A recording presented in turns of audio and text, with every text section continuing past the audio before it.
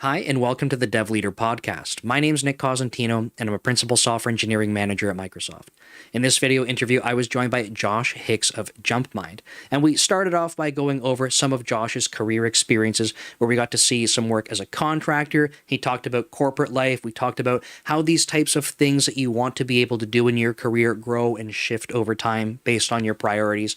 But what I thought was super interesting is that this network effect and how it happened in Josh's career, not only for himself, but in terms of the businesses that he was working at. So I think that this is a super interesting conversation. You'll get to hear more about Jumpmind and the products and services they have focused on being able to synchronize data, which might seem like a simple thing on the happy path, but as soon as you start thinking about how big these distributed systems are and all of the different situations where you might have to synchronize data, it gets pretty wild. So sit back, enjoy, and I'll see you next time. Josh, if you don't mind kicking us off here, would love to hear a bit of background for how you got started. It could be as early as you want to go back. You don't have to go all the way if you don't want to, but sort of how you knew you wanted to sort of get started in this industry and then maybe to where you are today. Yeah, thanks. Hey, well, first of all, thanks, Nick, for having me on. Yeah, so my name's Josh Hicks, software engineer, Jumpmind, sales, tech, a little bit of marketing, a little bit of everything. But started the career with technology, software development. I kind of thought I'd get down an engineering path one way or the other, and software worked out. Um, Really interesting fact, though, I started out as consulting. So my first Okay. experiences were with consulting. And ironically, it was with two of the owners of Jumpmind. Um, and that was prior but to them starting the company. So we had all kind of started on the same consulting path with the same company. So kind of knew two of them from that track. And then really early on, then I thought that'd be nice to roll into more of a corporate.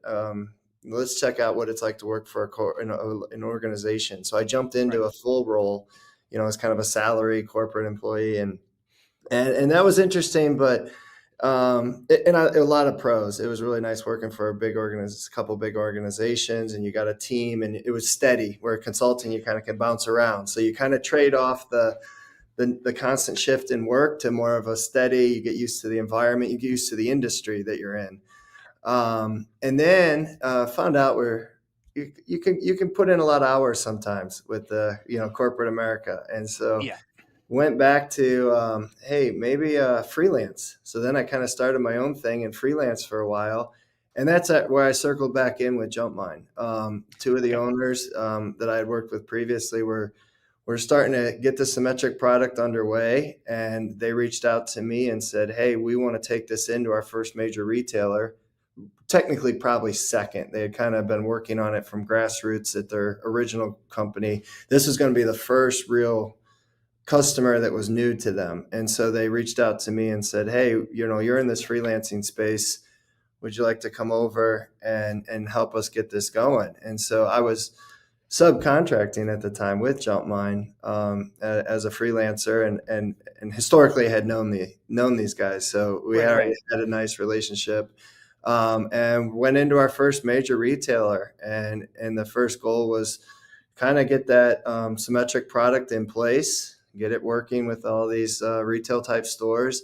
And with that one, it was really interesting. It was really to get international. So this is a large organization that was not only were we working to integrate, the Symmetric product into moving data between all these stores, but also on the international front. So right off the rip, we had some complex problems Yeah. just with the integration of stores, but then we threw in the international aspect of it right out, pretty quickly thereafter. And as we gained traction, that was great. And then ironically, our current CEO, President Joe, was at that company as Oh, no way.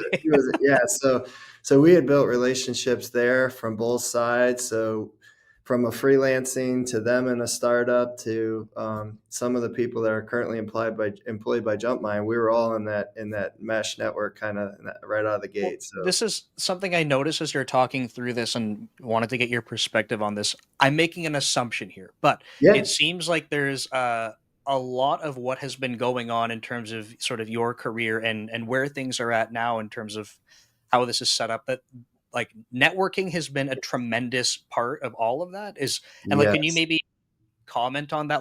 Like coincidence, or was there a lot of work to put into these relations? Like, how did that all look? No, it's really fascinating because I'm dealing now with my own children, trying to get out and they're going through school and Yeah, yeah, getting ready to approach that next level. But yet networking is everything. I mean, don't ever underestimate the relationships you've made. Don't burn bridges because the career paths change and you'd be amazed. Even at different cities, I've run into people that we've crossed paths. You think, all right, that somebody's relocated and that's we're not going to interact right. again. But See you it later. really is it's a tight network, especially when you start crossing industries or different technologies. So if you get down a path of certain technologies, you certainly might loop back. And then definitely with industry. Now, Symmetric itself isn't so much a retail only product, but we're in a very common retail use case. And we I see. interact so much with so many different retailers and so much of the network of people. Not only did I know before Jumpmind that now are maybe working here, we've crossed paths almost probably 70-80% of us previously. So I'm throwing out that number, but Sure. Yeah, yeah. it Show me seems the like data. Yeah. it seems like 5 years into your career, 10 years into your career, the percentage of people that you start to re-interact with, Right. and the first people anybody looks at, especially when we're looking to hire, well, who's in our in our circle of people that we've interacted with that would be a good fit. That one, Right. maybe they're in a good situation, but maybe they aren't. We don't know, and so those are usually the first people we also tend to look out for. And then a lot of referral. So just like you're trying to bring in a product and get company referrals, Right. similar happens on the human front, where you bring in somebody, maybe somebody else that worked at that company, and then you reach out and you may not even know that you're being kind of referred to, but just you look at a resume and you see they've worked at X, Y, and Z. Well, I know some people that worked at X, Y, and Z, and then immediately there's that perception comes with it. So it's so important to don't keep positive relationships with people, work hard because they do carry with you, and Yeah. and they can benefit or really hurt you. So Right. Well, and thanks for sharing that, because I think that, like, especially when I've been talking with, more junior developers or people that are aspiring, right? It's like the currently with the industry very difficult right yes, now. Don't mean to minimize that at all, but I think that, people they're blasting resumes out to wherever they can. And then it's not working. And it's like, well, there's that front to it where you have to kind of do the volume of applications, but then yep, there's also this other side where it's like networking is not an overnight thing. You don't like yep. send a message to one person on LinkedIn and you're like, okay, that's it, I'm getting this job now. It's this thing that you have to work at over time. And like you said, not burning bridges, right? Like keeping in touch with people, like all of these things take time, and when you invest into them, they don't give you the opportunity automatically, but they increase. I kind of refer to it like increasing your surface area for luck, right? If you're not doing It these things. really. I mean, risk aversion. It's all percentages and evaluating luck. I mean, it kind of comes Yeah. down to. You're right. So it's cool that, like, in sort of your experience, that a lot of these things have happened where there's been overlap and opportunities where people are like, this is a good fit, let's make it work. So I think one more sort of question that I have Yeah. around your career journey before kind of switching gears here a little bit is that I thought it was really interesting, and I don't know if I talk about this enough, especially on this podcast. It'd be cool to hear from you, but I think that I either seem to talk with people that have done like only freelancing or contract work, or Right. only like, well, I'm gonna call it like startups or corporate, but like, Right. but Right. not a blend where it's like I've done one for a while and then I switch to another. So I don't really have a pointed question here, but just from Yeah. your perspective, being able to go do freelancing work or contract work versus being in corporate, one of the things you touched on was that being in corporate was more steady. Did you find that, like, you had a knack for the contracting work, the freelance work, where you had to go out and look for that work? Like, that was easy for you, or like what did that look like? Because for Yeah. me, I can't imagine. Yeah. And kind of comes with the lifestyle you're in at the time. We are starting to build our family and look at a house, and corporate world seemed like that steady, stable. Let's, not have too many moving parts. Sure. So that did play into it, because corporate America was great. Um, lots of social events, and you knew what you had day to day for the most part. Obviously, there's still a lot of corporate layoffs and things that do happen.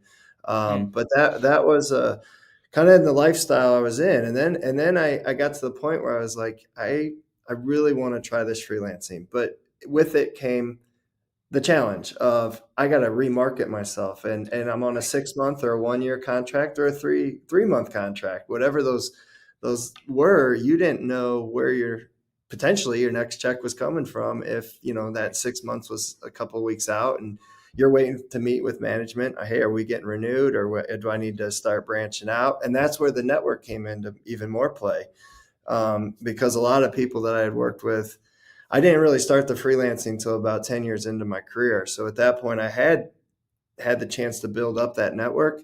So at least if I knew that there was something coming to an end, I started reaching out, and it forces you to. You really have to kind of self market, which I Mm. will say today's younger youth and technology people that are coming out of school and everything, they are so much more established at that aspect than I ever was. It really is. I mean, there is some real positives to the social media and the influence that they're kind of been grown with. For me, Right. it was kind of new from where I was coming out in my career, to self market and to promote. And LinkedIn was, kind of just taking off, and all the social media sites, so it was just evolving, but you had to do it a little more grassroots on your own, and emails and chats and phone and stuff. Yeah. Now they have a lot of tools accessible, so use them. Like, yeah, definitely take advantage of those, and you have that ability to probably get out there and kind of freelance a little more for yourself, if that's the path you want. you know Sure. it comes with a little more risk reward, so not necessarily for everybody, but there's some uneasiness. But it depends what you have behind you too. Like, if you're Yeah. working with a young family and you're trying to build that foundation, might not be the stress levels you want at that point in your career, but you kind of got to figure Yeah. out what fits best on life and what fits best on your career path at the same time. Yeah, no, thanks for sharing that, because even that last point about, at different points in your career, in your life, different things are a priority. Like, I've talked about this before on different videos and stuff, but like when I was working at a startup before Microsoft, I would work there for 8 years, would work around the clock, and it was like, I can do that because I didn't have anything else going on. Going Like, I on, didn't right? have, I managed, fortunately paid off like my student loans and stuff thanks to internships. I did not have a wife or kids. Couldn't keep a girlfriend even. So it was like, I would go to work, I would go to the gym, and I would sleep. And Yeah, like, and I could do that today. Like, I'm married. We don't have kids, but we got 3 dogs and 2 cats. Like, just as I got much other work. stuff. I got other priorities in my life now, and even if I wanted to work that much, which I don't, but if I wanted to work that much, then it couldn't Right. accommodate it. Different priorities. So, yeah, thanks for sharing that. I think that's good for people to hear. So when you had started where you're at, my understanding is that you were one of the first senior developers there. Yeah. Is that fair to say? What did that look like in the early days of like that's kind of getting up and running? Yeah. Yeah, it was cool, because, like I said, I had kind of gone through consulting, corporate, freelance, and I had the liberty of freelancing with Jumpmind. So I kind of had a taste of the culture. I knew some of the people, Right. but when I signed on, it was kind of the first real senior type level person they had besides the ownership. So it was a big jump for them and also for me. But it was really cool. I mean, it was that typical, hey, our ping pong table doubled as our corporate conference table. So we small group, and we moved a couple offices in the first few years because of growth and different challenges and things. So, but it was really cool because you got to see, unlike some other areas that I've been in my career, you got to have to see lots of parts of the industry. I had to wear a sales hat kind of earlier than I, didn't have formal training. I had to wear some marketing hats. You had to wear some legal hats. You got involved in a lot more of the aspects that you normally may not when you're in that early stages of a startup. So it can be a little overwhelming. You don't get to lock in on maybe just Hmm. the development software. But that really helped me personally, but I think it also helped us as a company because one of the things that was really unique about Jumpmind, we no venture funding. We were built out from the ground up, and that was a um, core piece of the ownership. They wanted to build the company from the grassroots, and they wanted to make sure they weren't taking outside funding. So that, not that that's wrong, just that allowed them to drive their vision. Right. And I think they did a good job of that. I mean, early on, there's always, like you mentioned, lots of hours and peaks, valleys, and you've got some chaos and unknowns, and you're working hard for maybe some what you take for granted now is maybe an easier kind of sale, but then it's a lot of work, and you're trying to get that product off the ground floor. So you're dealing with a lot more bugs, you're dealing with a lot more uncertainty, and that was pivotal that the owners had total control of that whole process. And maybe we didn't move from A to B as fast as Sure. somebody with that kind of VC or something, but that allowed us to really appreciate it. Kind of like earn your own, you make your first dollar, you save, rather than being given something, we really had to appreciate early on everything that was happening. And so you get Did locked you in. find that culture changed as the company grew? Not really. We've even had some new ownership and all that, and it, like I said, there were also people though that we've worked with previously, I so see. that culture remained the same. The only thing that Awesome. really changed was let's get on a more probably a growth, because you kind of got to get that stability. Can we cover Yeah. everybody's salary? Can we make sure that this is a good place to work and we're not having to do layoffs? That was a very key piece of initially, and then we got thrown the speedball with COVID, like everybody did. What does this look like, and what is this going to shape the industry? And so we were a Right. very the owners did a fantastic job of making sure it was a stable foundation. So when we came out of COVID, we were strong. We were able to take that next step and then really go into a growth pattern. And so that's where I think what got real exciting then is to really see where that growth, that potential was. We knew it was all there, and that's what we were working hard towards. But until Right. you start experience it, and that's what's really come out of the last couple of years now, is we can see kind of the fruits of your labor. Not only, Yeah. and we're bringing in a lot of good colleagues, intelligent people that we worked with all across the industries. It's cool to see them now. We're all under one umbrella. So they might have been either I contracted for them, or we were in different competing companies or whatever. And now you're seeing a lot of good, intelligent people that you've come cross paths with all start to come into one. We're seeing the growth. So it's been an exciting transition, but I don't think That's that good. core has changed much at all.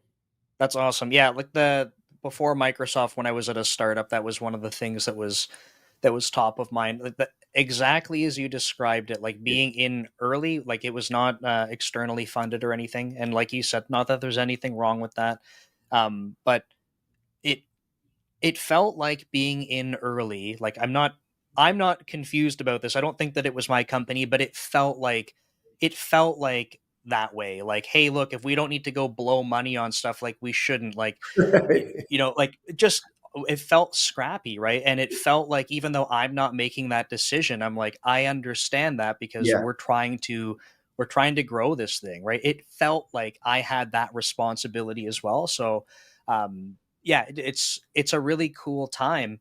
But I think like one of the things I noticed over time, not that it like I think the culture was always pretty on point. They Mhm. grew significant. Like I think I was there like employee 7 or 8, and they grew to like 250 by the time I was gone. They're well beyond that now. So they could have completely changed by now. But I do remember some people coming on board, and I could tell that they took some things for granted Right. because it was like, oh, like we don't have to worry about that because companies just works this way. And I'm like, yeah, but like you weren't here for when it didn't. Like that's not Right. a that's a new thing. Like the fact that you have that luxury to not worry about it is like that's new. Yeah, So and that's kind of where we're at, I would say right now. Like we're bringing on so many new faces, and it's great the company is growing, and it's like, man, we remember back when we were, how do we save $30 on a hotel room? Yeah. Yeah, Like, yeah, exactly. I remember the first I didn't fly much for work or anything as an engineering manager and software engineer, but there was a time they had to send me to Singapore, and I remember going to book my ticket, and I was like, "Oh man, like this is nuts." Like I've never flown that far in my life. And right. I was trying to find like the cheapest thing, and then I sent it to go get expense, and they were like, "No, no, like there's a company policy that if it's over Business like class. 24 hours, whatever it is, it's like business class." And I was like, I'm not I'm not putting that on here. That's way too much. They're like, "No, that's the policy." Like Yeah, I it's can't. it's a tough transition when you've kind of been at that grassroots. No, I get it. Yeah.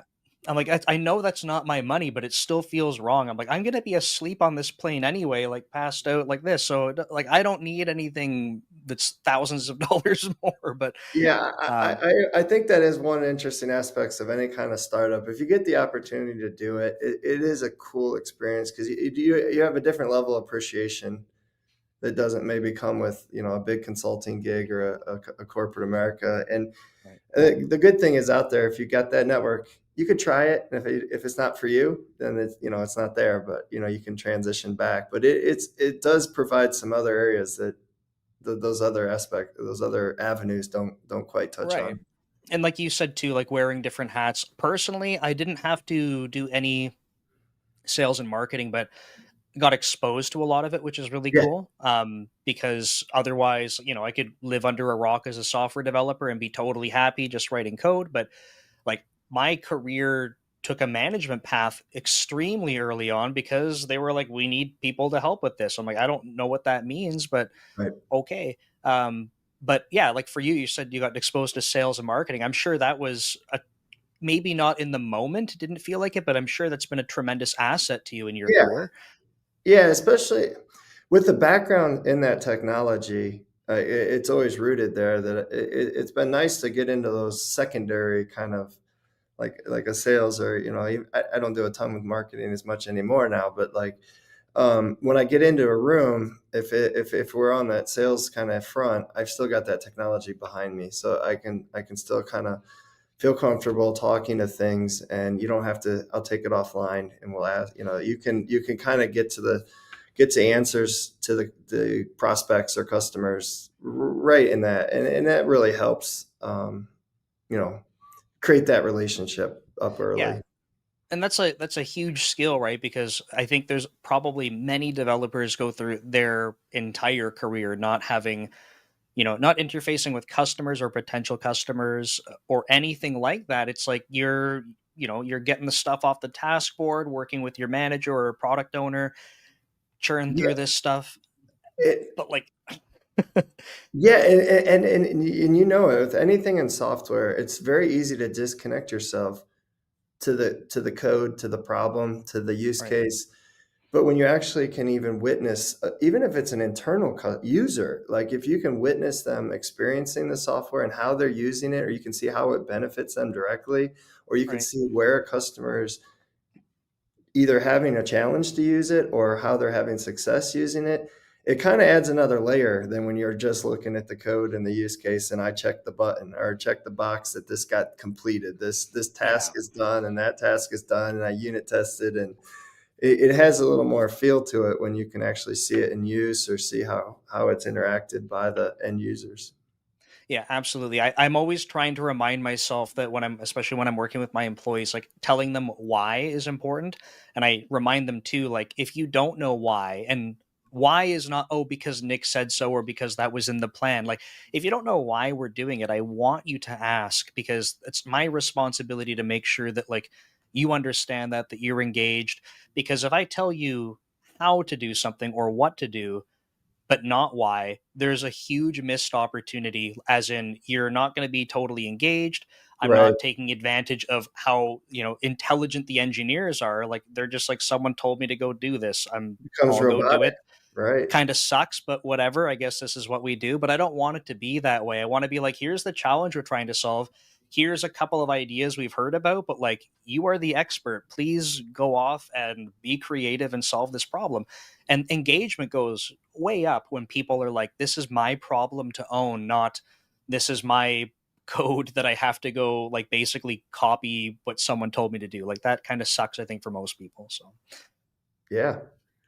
Yeah, cool. I mean that's been a lot of the symmetric product itself, because we're a lot of our revenue stream is comes from the support behind it. So Mm, it's really critical that we have to understand our customers, and we're a people company in terms of we software is just a means to an end. But if you're not, if it's not solving, or it's not making their lives easier, it's not solving the problem for them, and it's not effective from a people perspective, then we're not getting it done. So it's really cool to see on the support front where they're challenged with it. It's not always fantastic either. I mean, you have sure. unhappy situations, unexpected situations. We've all been in technology. I mean, we've all had Saturday nights that went long, and so rollouts that went awry, and you have backup plans and all that. But you're really dealing firsthand with end users and customers. Right. Yeah, and So that goes a long way to make sure that you understand like their journey, right? Because like you said, if it's not working for them, like in terms of adding value or making their lives easier, then right. I don't know, like probably not going to be sustainable. But let's maybe talk a little bit about so let's Mhm. dive into what you guys are building. So like let's Yeah. talk about some of this tech. I don't obviously don't go into the details for what you're not allowed to talk about, but Yeah, for no worries. anything on the technology side that you want to chat through, I think that'd be great to hear for what you guys are building. Yeah, so I mean, if the SymmetricDS product was kind of the core product behind Jumpmind, it was an open source. Again, the culture of the company was, we want to build something that people can benefit from. It was originally designed to solve that retail need. So and when I say that retail need, connecting stores that were spread across geographic locations Mm, that have different network connections, security, flexibility. You have to be trustworthy of the data that's moving. So it was a complex problem for retailers. A couple of the owners saw that problem. They started to build that and fill that niche, but they wanted to open source it at the same time. So that was the core pillar, was let's get this thing off the ground, but let's get people using it. Um, interesting. and so it had a real strong community, still does. We got quite a few downloads a week, and then we looked at, all right, let's not just solve this problem, but we need to add like a support layer to it. So let's put on a support layer that we can engage people, and then we have a professional version that just kind of anything that's not core to the replication, we start to add layers to, so that you can do advanced things that allow you to be more kind of an enterprise, kind of any kind of scaling and clustering and redundancies and just performance stuff, or more of the high tech endpoints. Some of these platforms that are a little more cloud based or whatever, a little more, you got a little more skin in the game. You're either paying for the cloud provider, whatnot. So some of those endpoints and connectors and all that we build into the product, we'll put into that professional offering. So we still I got see. kind of the best of both worlds, where there's a lot of groups that can use it, in that community edition. It works out fantastic. But then if you're really into that layer where the criticality of the data, if it's something like we've got to have somebody that we can talk to, because this can't be down. We need to be able to get somebody in contact with. So we've got the experts on staff that we can get that Mm. help to them. But it's been, That's yeah, go ahead. oh, I was just going to say, sorry. It's interesting. It sounds like it's still to this day the core. There's like a sort of a basis to it that is still open source Mhm. and Yeah, awesome. And then the obviously, in order to have a business around something that's right. open source, it sounds like like you can't just use the open source software and like cross your fingers and say nothing will ever go wrong at scale. So the business itself is more about ensuring that there is a support and professional services on top of, and Yeah, you talked about additional features as well, but that's like yeah, the extra layer is the business. right. Cool. Okay. Yeah, yeah. So that is that's the gist of the product, and it's been fantastic, because I mean, we like I said, we started in that retail kind of industry, and it's just widened, because at the core Mm, we're really a data company, And as you probably know, 20 some years ago, plus their data was only stored in a few less way. There was a lot of relational databases. You might have some files.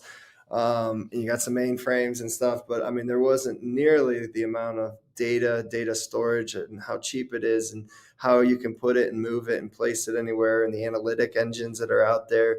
So, back in the day, we watched the evolution where data was it was kind of just the movement, where we needed to move data between these Mm. sites, between these locations. And like I said, it started really with retail, but we quickly branched into offices and pharmacies and shipping and fishing and cruise lines, and so a lot of different use cases where data is spread out geographically, needs to be shared, needs to be transmitted, and it needs to be flexible, and it needs to be secure. And Right. so, although data movement doesn't sound overly complex anymore, 17 years of doing it has become, really where we've strongholded. Like, a lot of people can kind of hit that happy path. It's what happens when everything around it is breaking down and falling apart, and how resilient are you and flexible are you to handle the never changing list of technologies that keep coming out.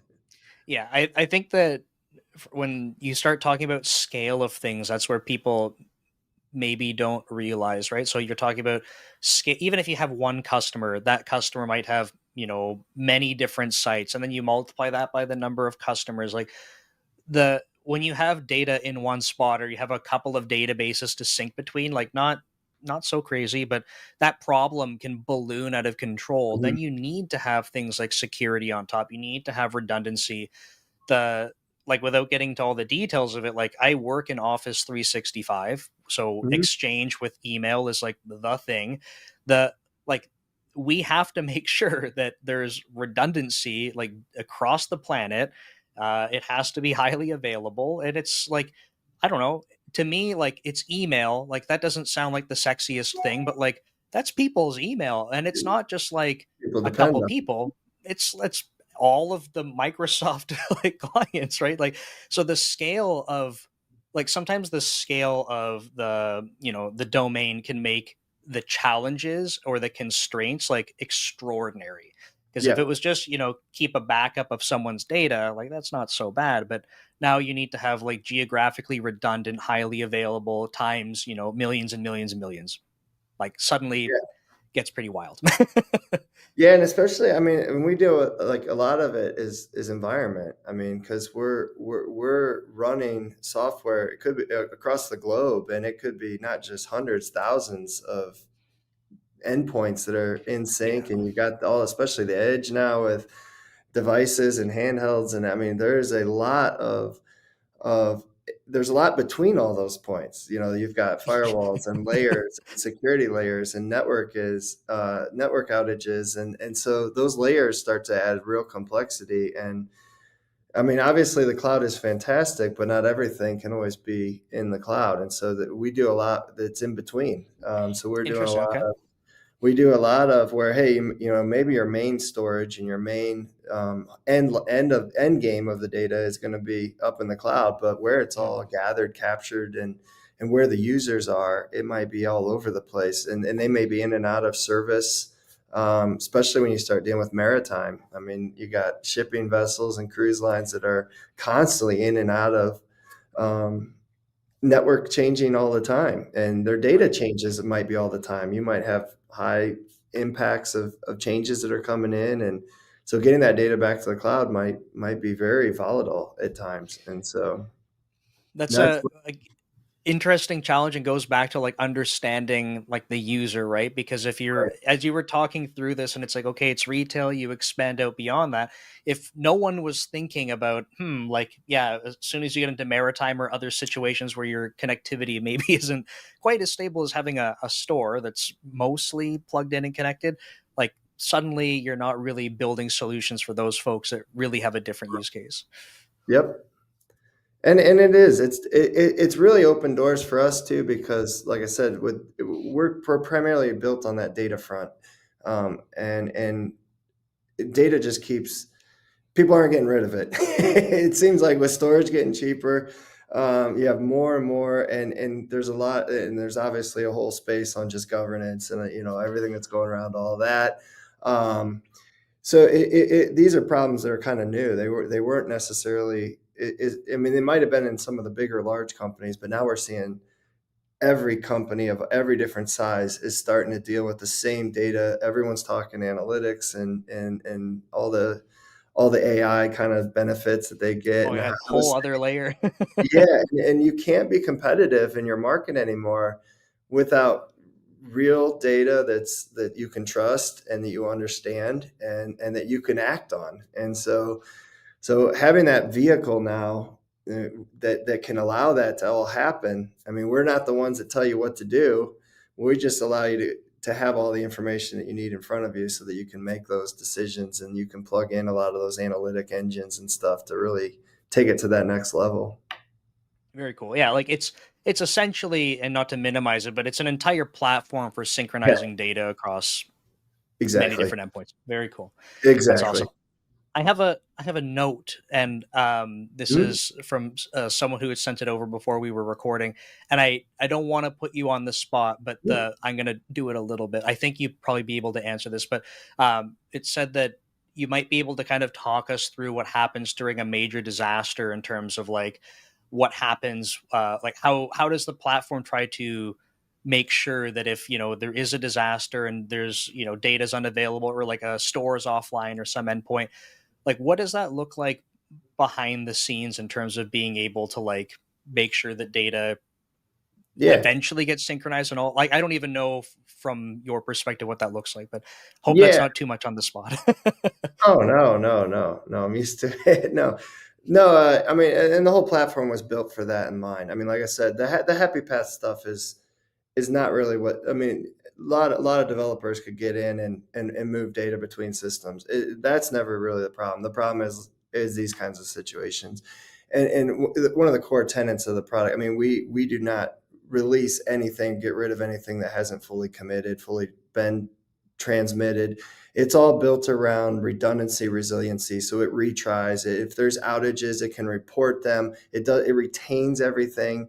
Um, Mm, and so nothing is lost, and we retain. We've had pharmacies where a store might be offline for 30 days. They didn't lose an ounce of wow. data because it's still there. The mechanisms are in place to continue capturing, retaining. When that pipe is back and whatever external to us was fixed, whether there's a network outage, maybe weather patterns happen, Hmm. whatever, if maybe there's just an upgrade or there's something happening in between, when that is realigned, the symmetric product just keeps picking up and right where it left off. So you have complete visibility. You can track and trace everything. We've got monitors and notifications built in.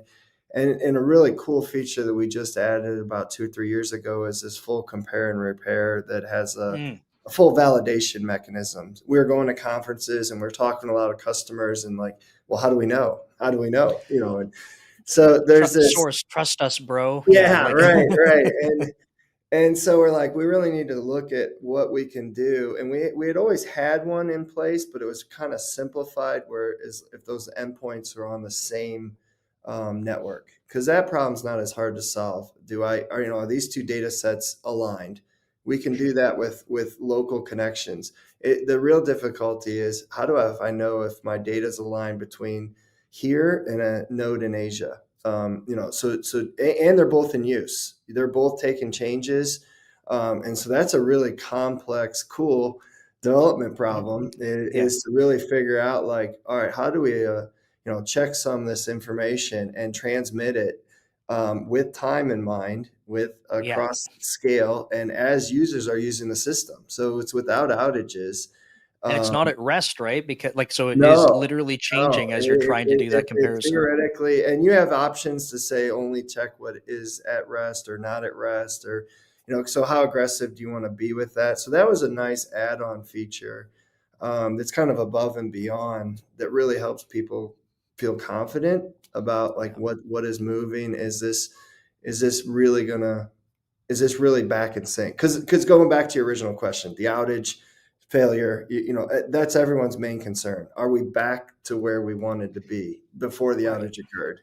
And so that's where those extra bells and whistles come in, is that let's check the box, make sure we're back to where we are comfortable again, where we started before the outage occurred.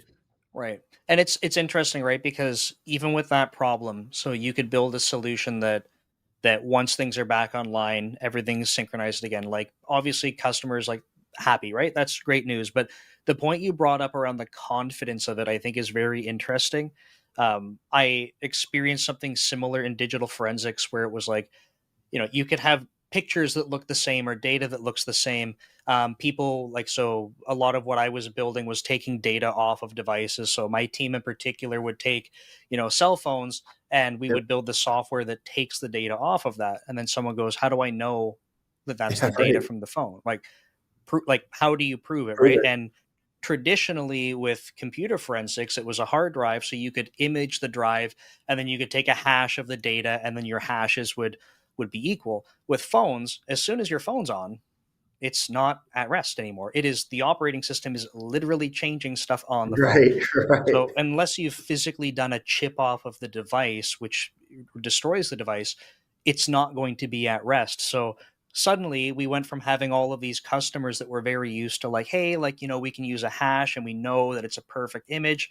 We're like, you can't get that. It's It's changing. impossible, It's just changing. because if it's a cryptographic hash, if one bit changes, the whole hash changes. So how do we have to find different ways to give people confidence that we've gotten an image of their device? So I can totally relate to that, where people are like, look, seems like it worked, but like, prove it to me. I need the confidence, because if it didn't, I need to do something. I need to take an action to like to make it better, Yeah. right? So Yeah, and very it was a interesting. large effort. We put a lot of effort into. I was a key part in helping architect, and a lot of whiteboard sessions and back and forth and what about, and it's a tough problem. It really is. I mean, as you just experienced, like it is a challenge.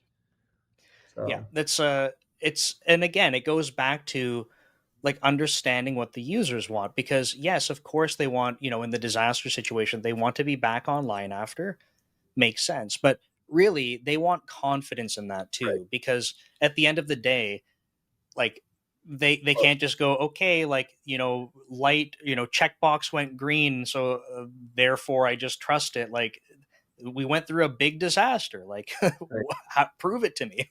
And it's data. I mean, it's what drives everything above it. Whether you're in retail, whether you're in, pharmacy, banking, finance, the data is the pinnacle of everything. Like if your data is not right and accurate, or it's behind, if it's 2 days behind, then Yeah. it's not the information that you're looking at. You're making decisions that aren't probably as effective Yeah. or completely inaccurate. Yeah, exactly. Because of that, right? It's like it could be, it's right. It's just that it's behind. So like now your decision making process is not as up to speed as it could or should be. So I guess a final question from my side, I think, is that you mentioned you guys are kind of going into different industries and stuff now, which is awesome. I think it's super cool to be able to have technology where you're like, we can see this applicable in many different spots, right? And you start Right. going into these different industries, and you learn more about them. I guess I'm curious, like from your perspective, being someone who's been kind of riding along with this, how, when you guys start branching into different markets, different niches, what, Mhm. like you mentioned, like, shipping and maritime, that's very different Yeah, than a retail store. it How is. has Yeah. that kind of changed like the software development? Like, and I don't know if you can answer that simply, but I'm curious if you have It, perspective on that. No, it is, because it was an evolution. I mean, the retail was where we started, and it was a pretty similar use case. Obviously, it varies, but retailer to retailer were, similar problems, and we got real good at those. And it's so good we even added that commerce platform on top. Like we've got a really nice our own POS commerce suite Mm, that sits on top of Symmetric, because we've got so much in-house retail expertise, and that was the natural progression. right. But then as we started like seeing it in other industries, like you mentioned, the maritime one is amazing because we deal with some of the largest cruise lines in the world, and like they will stress test our software in a way that nobody else, because they're simulating what really they experience, what their vessels experience, and then doing it across the globe. So that was another stress level that we hadn't seen on the product, and it was working. Like, we were passing tests for them, like they were putting it through their normal process of every application that needs to run in their criteria, and we were checking boxes first pass through. So it was really reassuring to see that overlaid. And in another industry that really pushed us hard was the financials. We Okay. really started getting into more of the financial space now. And we've got some really big financial outfits that different problems, but like, you're behind different layers of security now, because you start dealing with financial information, financial data, without disclosing, full NDA, companies and everything. But you're dealing with a lot of the security that we've never dealt with. I mean, the security, the scans that are happening, and the amount of layers that aren't necessarily applicable to maybe some other businesses. They don't need, Sure. 5, 8 layers of security is sufficient. If you're working with paint stores or you're working with something else. But you get into financials, and they've got their own layers of security that have really caused us to integrate with a lot more technologies. So we've had to, get into a lot of the new technologies and new security models and stuff that feels like we're spending a lot of hours that aren't even related to data replication. But This is this is what I was really curious about, right? Because it seems, again, I'm not building the software, I'm making a lot of assumptions, but it seems like a lot of what has to happen is that you have a core infrastructure of data replication. But when you start branching into other industries, my assumption is that different places will do things slightly different. They might have similar things, but it's a different, suite of tools that you have to integrate with, just because it might be more common in finance, or they have yes, something else for these other industries. And now you guys are like, we have a core thing, but in order to connect, we have to go spend so much time trying to like get that part of the integration. That yeah, that is representative. yeah. Oh, and Okay. and the whole product is so driven on configuration that, like, we've built all this in, and then you can configure it so different for, and people are like, why isn't this just the way? Well, this is your use case. But there are so many use cases when we start explaining, like, because people get in there like it's kind of a Swiss Army knife of like, there's all Yeah. these things. It's a little overwhelming. I just need to go from A to B. Well, that's, I understand, but what if you wanted to go there and then you needed to get back again and then recapture or move this, or, now we get to integrate with some layers of security that you didn't think about. And so a lot of it's there and under the hood, and that's where our professional services has been huge, because we can get in, we can tune it right into your own use case. And so that's been really helpful, to Yeah, have that that's flexibility. that's And cool. that's, And again, going back to the 17 years of this use case to this use, to so many.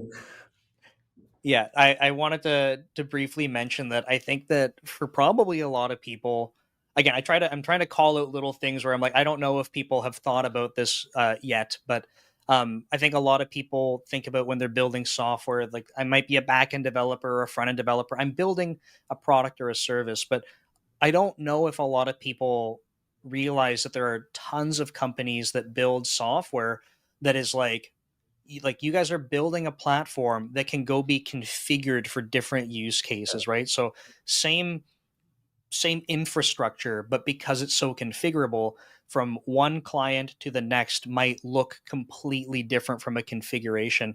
And there is kind of saying this out loud so people that will listen and watch through this understand that there are so many different aspects to software engineering versus just like you have your product or service. It's like this world of taking something and reconfiguring it for, similar, fundamental use case, but different client could Yeah, look super yeah. complicated. It's not cheap to just rebuild another solution for every industry. I mean, and then you're supporting, a financial product, a retail product. So having the same version, it comes with trade-offs, but we're allowed to support and the same core features are available to all those industries rather than kind of building a product per industry. But it comes with the, the complexities. And so Right. being able to support that wide array. And that's where I will say our customers have been, so a lot of our long-term customers have been fantastic. We've built relationships with them. They've understood how we work, how we've been flexible, new releases, what we directly build new releases on what our customers are asking for. So we don't have a crystal ball that we're like, oh, this is where the world's going. We drive a lot of our features and functionality of what our customer base is telling us, where they want to take the product, what they could be more effective with. And so that is super critical to having one core component that's super configurable, because we're very easily able to be dynamic and scale to the market that what's coming next. Yeah. And like you said, though, it comes with trade-offs, right? Like anything in software engineering, there's absolutely trade-offs with it. But I mean, in my mind, I would think that if you guys are doing it the way you're doing it versus like, we want a new customer, go build something from scratch, or a new industry, build it from scratch. I'm like, feels like there's a lot of rework and a lot of lessons that you're going to learn again. So Yes. very Yep. cool. Well, Josh, I wanted to say thanks so much for sitting down to chat with me. I don't know if there's anything else that you would like to add or leave with the audience. And again, I don't mean to put you on the spot, but No, if you have any no. parting words to share with anyone, then that would be great. Yeah, no, Nick, thank you so much for having me. Really appreciate it. I mean, like I said, I can't thank the company more, Jumpmind as a whole. It's a great organization. We really do strive on the people aspect, whether it's, whether if you're looking for a position, we are always hiring, but also on the customer front. We really are in tune with our customers. So if you're looking for a great data replication product, the commerce product, we've got a lot of things moving. We've got a lot of experience. We've got a lot of life experiences in the real world dealing with these things. So, and it's just, it's a great place to work. And we've got a great customer base that's been behind us all the way to get us to where we are. So thanks again. Awesome. I really appreciate you having me. Of course, and I will repeat it because you did say you guys are hiring, right? So I'll make sure that I We're say that pretty one more much time. always hiring. Yep. Awesome. No, great. Thanks again, Josh. I do really appreciate it. So thank you. Thank you.